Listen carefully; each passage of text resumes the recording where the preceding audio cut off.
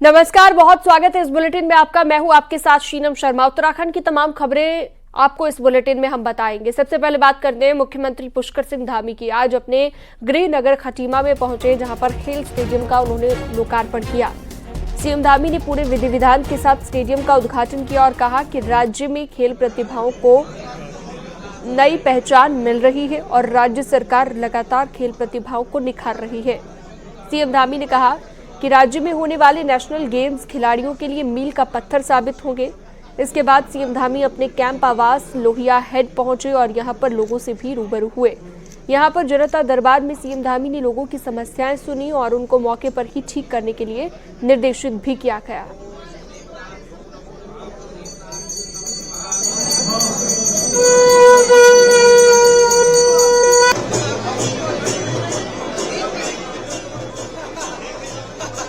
तो खेल प्रतिभाओं को नई पहचान मिली है। सीएम पुष्कर सिंह धामी ने ये कहा है खटीमा के दौरे पर। मुख्यमंत्री पुष्कर सिंह धामी और खेल स्टेडियम का उन्होंने उद्घाटन किया है।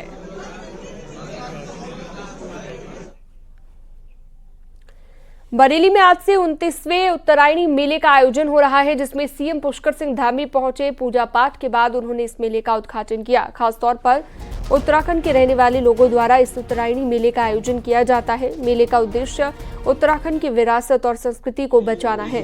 इस मौके पर हजारों की संख्या में उत्तराखंडी मेले में पहुंचे हुए हैं और इस दौरान सीएम ने ये भी कहा कि नकल विरोधी और धर्मांतरण को लेकर सख्त कानून लाए हैं। दंगा करने वालों से नुकसान की भरपाई करेंगे। इसके साथ ही सीएम ने कहा कि उत्तराखंड में जल्द ही यूसीसी को लागू करेंगे।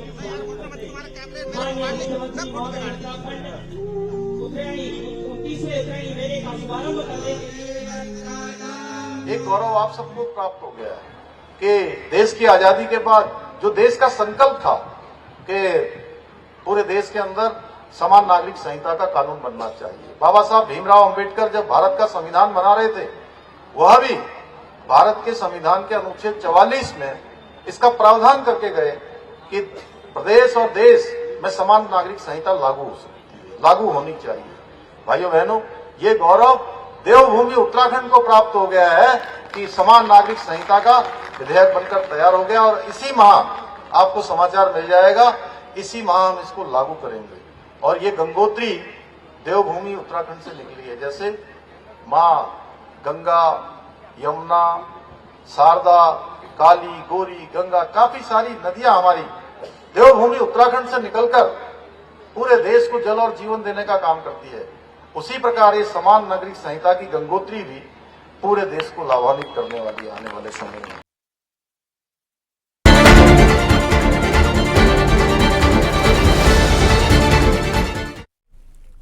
और अब बात करते हैं शहर के सरताज की। तो निकाय चुनाव में प्रचार के लिए मुख्यमंत्री पुष्कर सिंह धामी का कार्यक्रम तय हो गया। सीएम धामी चमोली के कर्णप्रयाग से प्रचार की शुरुआत करेंगे। 11 जनवरी को सीएम पुष्कर सिंह धामी कर्णप्रयाग में रोड शो करेंगे और उसके बाद जनसभा को भी करेंगे। तो जनसभा को संबोधित किया जाएगा और 12 जनवरी को सीएम धामी देहरादून नगर निगम में प्रचार करेंगे। यहां पर सीएम वैश्य सम्मेलन को संबोधित करेंगे। सीएम धामी बीजेपी के स्टार प्रचारक हैं और बीजेपी ने 40 स्टार प्रचारकों की लिस्ट जारी की है।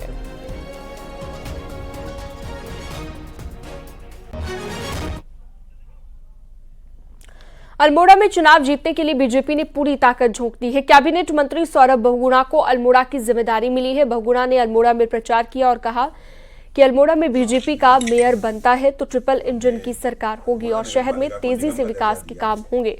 साथ ही वादा किया कि जो काम रुके हुए हैं उन्हें बीजेपी आगे पूरा करेगी। अल्मोड़ा नगर पालिका को निगम का दर्जा दिया है कि चेयरमैन और उसके बोर्ड की प्राथमिकता ये चीजें होंगी कि हमें अल्मोड़ा के नगर निगम को सुधारना है, ट्रैफिक से उसको बचाना है, जो सीवर लाइंस हैं उसको ठीक करना है, पानी की जो किल्लत है उसको ठीक करना है, ड्रेनेज को कवरिंग करना है। मैंने आपको हमारे पौराणिक मेले नंदा देवी की बात बताई कि उसको हम लोग राजकीय घोषित करेंगे, मेला घोषित करेंगे। 308 करोड़ रुपए की जो घोषणा मैंने करी है वो तो ऑलरेडी हो चुकी है।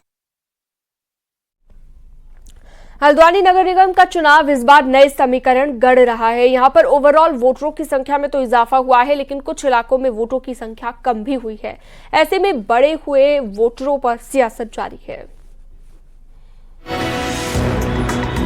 कुमाऊं के सबसे बड़े नगर निगम हल्द्वानी में अब मतदाताओं की संख्या 2.5 लाख को पार कर गई है, जो पिछले नगर निगम चुनाव से करीबन 20,000 वोट ज्यादा है। बढ़े हुए वोटर्स को देखते हुए चुनाव आयोग भी अपनी तैयारियों में जुटा है। देखिए, जो हमारा नगर निगम हल्द्वानी काठगोदाम है उसमें 2018 में लास्ट टाइम इलेक्शन हुआ था और उस समय हमारे कुल जो मतदाताओं की संख्या थी 2,13,181 थी, जो अभी बढ़कर 2,42,487 हो गई है। इसके अलावा हमारे जो पोलिंग बूथ थे वो तब 263 हुआ करते थे, जिनकी संख्या आज 289 हो चुकी है। और इसमें जो हमारे पोलिंग सेंटर्स हैं वो उसमें 83 थे, जो आज बढ़कर 96 हो गए। खास बात यह है कि पिछले साल बनभुलपुरा के जिस मुस्लिम इलाके में उपद्रव हुआ था वहां वोटरों की संख्या कम हुई है, जो कांग्रेस के लिए बड़ा झटका माना जा रहा है। लेकिन कांग्रेस इसके बावजूद भी अच्छी आस लगाई बैठी है, जबकि दूसरी तरफ बीजेपी भी जीत का दावा कर रही है। नगर निगम क्षेत्र में भी हर वर्ग का, हर जाति का, मजहब का वोट कांग्रेस के पक्ष में दिखाई दे रहा है। और ये आवश्यकता इसलिए भी है कि आज जो जिससे सामाजिक ताने बाने को बिखेरने की कोशिश की जा रही है। हल्द्वानी शहर में हमेशा भारतीय जनता पार्टी जीतती आई है। अभी अजय भट्ट जी का जब चुनाव हुआ है तब भी भारतीय जनता पार्टी हल्द्वानी शहर विधानसभा से जीत कर गई है। ये तो उनका भ्रम है और मैंने बार बार कह रहा हूँ कि वो भ्रम फैला रहे हैं, झूठ बोल रहे हैं, बार बार झूठ बोल रहे हैं। जाहिर है बड़ा हुआ नया वोटर किधर जाएगा इसका पता किसी को नहीं, लेकिन इसके बावजूद इसको लेकर रस्साकसी तेज है, क्योंकि इन वोटर्स में बाजी पलटने की क्षमता है। हल्द्वानी से न्यूज़ 18 के लिए शैलेंद्र नेगी की रिपोर्ट।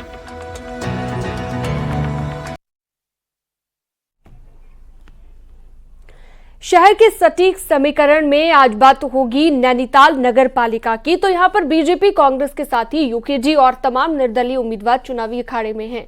अब यहां पर जनता की जरूरतें क्या हैं और शहर के मुद्दे क्या हैं, किस उम्मीदवार में कितना दम है, आपको एक रिपोर्ट में दिखाते हैं। अरे सबको देखा बार बार, हमको देखो एक बार, लगेगी हाथ पे। छोटे विलायत के नाम से मशहूर नैनीताल देश में सबसे पुरानी पालिकाओं में शुमार है। 1843 में शहर की बसावट शुरू हुई तो 1850 में ब्रिटिश सरकार ने नगर पालिका के लिए अधिसूचना जारी कर दी। आजादी के बाद से नैनीताल नगर पालिका कई चेयरमैन के हवाले रही और कई उतार चढ़ाव भी देखे, लेकिन इस सीट पर बीजेपी आज तक काबिज नहीं हो सकी है। हालांकि कांग्रेस और यूकेडी यहां अपना चेयरमैन देने में कामयाब रही है, लेकिन इस बार चुनौती अलग है। 20वीं शताब्दी में नैनीताल की जन सुविधाएं, नागरिक सुविधाएं और साफ सफाई के मामले में इसकी तुलना इंग्लैंड के तमाम शहरों से की जाती थी। नैनीताल नगर पालिका के पास अपनी एजुकेशन थी, अपना वन था, अपना यहाँ जब देश के महानगरों के में लोग कुएं से पानी पी रहे थे तो यहाँ 1898 में नलों से पानी आ गया था। जब यहाँ हम आज साफ सफाई और शौचालय की बात करें, यहाँ 1897 में सीवर लाइन आ गई थी। यहाँ 1922 में नगर पालिका की अपनी बिजली थी। नैनीताल नगर पालिका सीट पर इस बार मुकाबला कड़ा दिख रहा है। यहाँ बीजेपी ने जीवंती भट्ट को चुनाव मैदान में उतारा है, तो वहीं कांग्रेस ने सरस्वती खेतवाल पर दाव लगाया है, जबकि यूकेडी से लीला बोरा मैदान में है। पिछली बार यहाँ कांग्रेस ने जीत दर्ज की थी और इस बार 25,244 वोटर जीत और हार को तय करेंगे।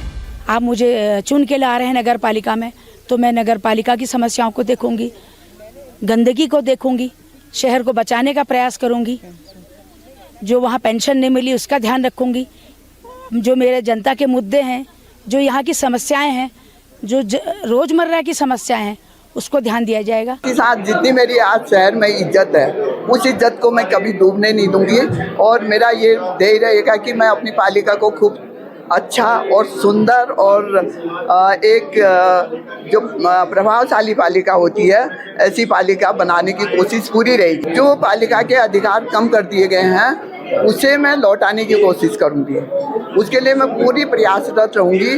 5 साल बहुत होते हैं काम करने के लिए, अगर आदमी काम। नैनीताल शहर के मुद्दों की बात करें तो पिछले कुछ सालों में नैनीताल शहर का जाम देश दुनिया के पर्यटकों के लिए परेशानी बना है। तो माल रोड के साथ टिफिन टॉप, चाइना पीक समेत कई स्थानों के भूस्खलन ने शहर के रहनुमाओं को डराया है। नैनीताल शहर बचाने के लिए झील बचाने की चुनौती पालिका चुनावों में तो रही ही है, मगर चुनाव के बाद इस ओर ध्यान कम रहा है। वहीं होटल और व्यापारियों के बढ़ते टैक्स भी पिछले 1 साल से मुद्दा रहा है। पार्किंग भी नैनीताल के लिए बड़ा मुद्दा है। ऊंचाई वाले इलाके शेर का डांडा, लडिया, कांटा समेत अन्य इलाकों में पानी, गैस और कचरे की भी समस्या नैनीताल शहर में रही है। हालांकि वोटर शहर बचाने के लिए क्या चाहते हैं, आप भी सुनिए। हम चाहते हैं कि ट्रैफिक की समस्या जो समय बहुत ही ज़्यादा जटिल बनी हुई है, इसको लेकर कोई सरकार काम करे। जैसे कि आपका शिमला में, हिमाचल में इन्होंने क्या किया है कि नीचे की गाड़ियां जो है नॉन सिटी की गाड़ियां आती नहीं है, उस हिसाब से उसको लेकर उस दिशा में इनको कुछ करना चाहिए। झील अगर साफ रहेगी तभी टूरिस्ट भी उतना अट्रैक्ट होगा। हमारी झील अगर आप देखेंगे तो नाले उसी में बह रहे हैं, उसी में प्लास्टिक की बोतल्स आ रही हैं। अगर बारिश हो गई तो फिर सारे नाले ब्लॉक्स हो जाते हैं। अगर ये छोटी छोटी समस्याएं जो हमारा मेंबर या फिर नगर पालिका अध्यक्ष देखे तो ज़्यादा प्रॉफिट है। हम तो फिर भी अपने को यंग कहेंगे या लेकिन जो हमारे पेरेंट्स हैं उनकी व्यथा क्या होगी आज के समय में, जब हमें इतना दुख लगता है। इतने हम सालों से शहर की जो छवि है उसको नीचे गिरता हुआ देखते जा रहे हैं, चाहे वो साफ सफाई का मामला हो, चाहे हाय हुल्लड़, इधर आप चाहे पंथ पार्क वाले एरिया को देखिए या और आगे चलिए, ऊबड़ खाबड़ सारी चीजें ये पालिका के दायरे के अंदर आती है। हर चीज पालिका से गुजर के निकलती है। तो ये जो अधिकारी, जो ये चुनाव, अध्यक्ष का चुनाव है और वार्ड मेंबर्स का चुनाव है, अति महत्वपूर्ण मैं मानता हूं। और ये इन सब ग्राउंड लेवल की चीजों को में सुधार लाने के लिए बहुत ही ज्यादा महत्वपूर्ण है। बिजली पानी के साथ नैनी झील को बचाना और माल रोड का धंसाव यहाँ की मुख्य समस्या है। लिहाजा सभी प्रत्याशी भी इन्हीं पर फोकस कर रहे हैं। नारों का शोर भी है और दावों का जोर भी है। हालांकि जंग नगर पालिका के पहले व्यक्ति बनने की है। हालांकि जनता की काफी ज्यादा उम्मीदें हैं। देखने वाली बात यह है कि जनता के इन मुद्दों पर आखिरकार काम कौन करता है। वीरेंद्र बिष्ट, न्यूज़ 18, नैनीताल। कांग्रेस में 50% नेता 50 साल की उम्र के होंगे। कांग्रेस प्रदेश अध्यक्ष के मुताबिक जिला अध्यक्षों से लेकर निकाय चुनाव में ये प्रयोग किया गया है।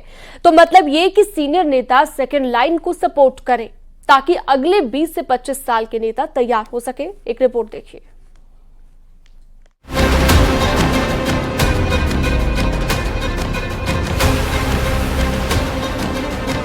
कांग्रेस में हाई कमान से लेकर उत्तराखंड तक 70 साल के पार नेताओं की फौज है। कई नेता दूसरों के लिए रास्ता तक नहीं छोड़ना चाहते, लेकिन कांग्रेस प्रदेश अध्यक्ष करण माहरा का कहना है कि अब पार्टी में युवाओं को तवज्जो देनी होगी ताकि भविष्य के लिए नए नेता तैयार हो सके। करण माहरा के मुताबिक कांग्रेस के सभी 26 जिला अध्यक्ष युवा और महिला हैं, तो निकाय चुनाव में भी युवाओं को मौका मिला है। करण माहरा के मुताबिक सीनियर नेता रास्ता दिखाएंगे तो नए नेता आगे आएंगे और ये राहुल गांधी और मल्लिकार्जुन खड़गे की कांग्रेस है जहां सब कुछ बदल रहा है। इस समय के टिकट वितरण में भी आप देख लीजिए, चाहे वो नगर निगम के हैं, चाहे वो नगर पंचायतों के हैं, ऐसे लोगों को टिकट हमारे हाईकमान ने दिया है, हमारी पार्टी के वरिष्ठ लोगों ने छाटा है, जो आने वाले 20-25 साल तक कांग्रेस की कमान को संभाल के चलेंगे। तो ये जो राजनीति है, ये प्रोसेस लंबी प्रोसेस है, इसमें एक दिन में दवाई दी नहीं जाती। उत्तराखंड कांग्रेस में सबसे सीनियर नेता 75 साल के हरीश रावत हैं, तो कांग्रेस वर्किंग कमेटी में भी 70 पार कई नेता हैं। कांग्रेस के राष्ट्रीय अध्यक्ष मल्लिकार्जुन खड़गे तो 80 साल के हैं। सवाल यह है कि जब फैसले लेने वाले ही 70 पार उम्र के हैं, तो जगह जगह कुर्सी जमाए नेताओं को रास्ता देने को कौन कहेगा? और क्या सीनियर नेता युवाओं के फैसले को स्वीकार कर पाएंगे? हरीश रावत के मुताबिक युवा अध्यक्ष और उनकी टीम की दमखम निकाय चुनाव में दिखेगा। अध्यक्ष युवा है और उनके जिला अध्यक्ष युवा है, ब्लॉक अध्यक्ष युवा है, तो उनको ये सबसे अच्छा मौका है स्थानीय निकायों का, जिसमें ये टीम जो है अपने को सिद्ध कर सकती है। तो ये चुनौती है, मैं समझता हूँ हमारे युवा लोगों ने ये चुनौती ली है। कांग्रेस में 70 पार नेताओं की बड़ी फौज है जो जल्दी सेकंड लाइन लीडरशिप को रास्ता नहीं देते। ऐसे में कांग्रेस प्रदेश अध्यक्ष भले कांग्रेस को राहुल गांधी और खड़गे की बदली कांग्रेस बता रहे हो और युवा कांग्रेस की बात कर रहे हो, लेकिन कांग्रेस में 70 पार नेता युवा नेताओं को रास्ता देंगे, कांग्रेस का हाल देखकर फिलहाल ऐसा नहीं लगता। दीपांकर भट्ट, न्यूज़ 18, देहरादून।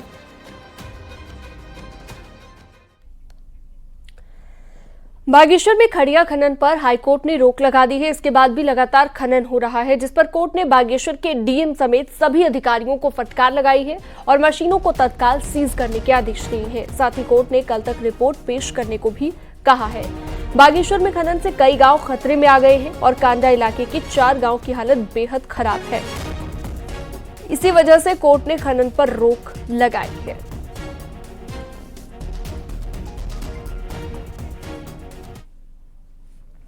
विकासनगर पुलिस ने 3 शातिर नशा तस्करों को गिरफ्तार कर लिया है, जिनके कब्जे से भारी मात्रा में स्मैक और चरस बरामद की गई है। बरामद की गई स्मैक की कीमत 12,75,000 रुपए बताई जा रही है। वहीं दूसरे अभियुक्त को पुलिस ने 1,20,000 की अवैध स्मैक के साथ गिरफ्तार किया है। पुलिस ने तीनों अभियुक्तों के खिलाफ एनडीपीएस एक्ट में मुकदमा दर्ज कर तीनों को सलाखों के पीछे भेज दिया है।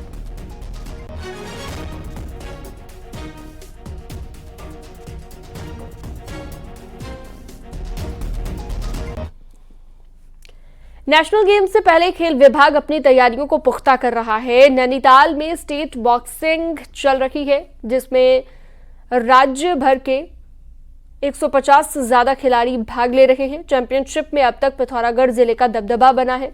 3 दिनों तक फ्लैट्स मैदान में आयोजित होने वाली इस बॉक्सिंग राज्य भर से आए खिलाड़ी अपना दमखम दिखा रहे हैं। हालांकि अभी इस प्रतियोगिता को नेशनल गेम्स के प्रचार के तौर पर देखा जा रहा है, लेकिन अच्छे खिलाड़ियों को नेशनल गेम्स में भी मौका मिल सकेगा।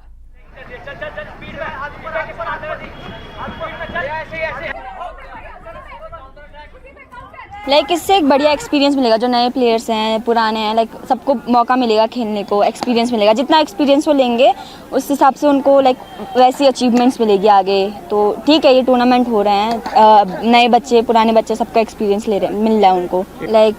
सुबह शाम ट्रेनिंग रहती थी ऐसे, और वेट भी तोड़ते थे ना हम, तो हमें दिन में भी करना पड़ता था। फिर उसके बाद हम जब गए वहाँ तो रिप्रेजेंट करा इंडिया को, अच्छा लगा।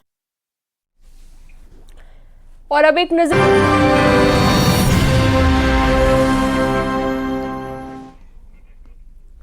उत्तराखंड में बारिश और बर्फबारी का अलर्ट जारी किया गया है। अगले 3 दिन के लिए अलर्ट जारी हुआ है। मौसम विज्ञान केंद्र के मुताबिक आज रात से ही मौसम बदल जाएगा। इसके बाद 11 और 12 जनवरी को ऊंचाई वाले इलाकों में बर्फबारी हो सकती है, जबकि निचले इलाकों में बारिश होने की संभावना है। बर्फबारी की आशंका के चलते एसडीआरएफ को भी अलर्ट कर दिया गया है।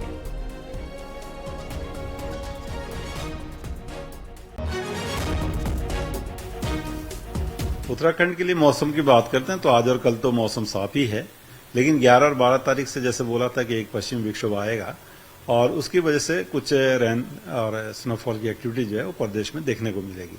तो आप ये कह सकते हैं कि 11 तारीख को जो हमारे अंदर के डिस्ट्रिक्ट है, उत्तरकाशी, चमोली, पिथौरागढ़, रुद्रप्रयाग या बागेश्वर है, तो इनमें अनेक जगहों तक में हल्की बारिश और बर्फबारी की वो संभावना है।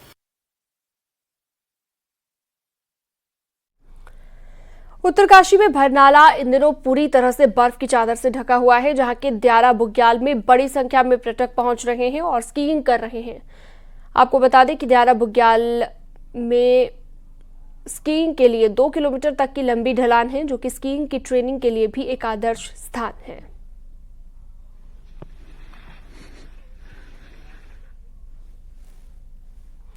देहरादून हाईवे पर भी गजराज का आतंक देखने को मिला। एक हाथी अचानक जंगल से निकलकर टोल प्लाजा पर आ गया, जिससे राहगीर भी सहम गए और एक दूसरी घटना में हाथी ने बुजुर्ग दंपति की जान ले ली।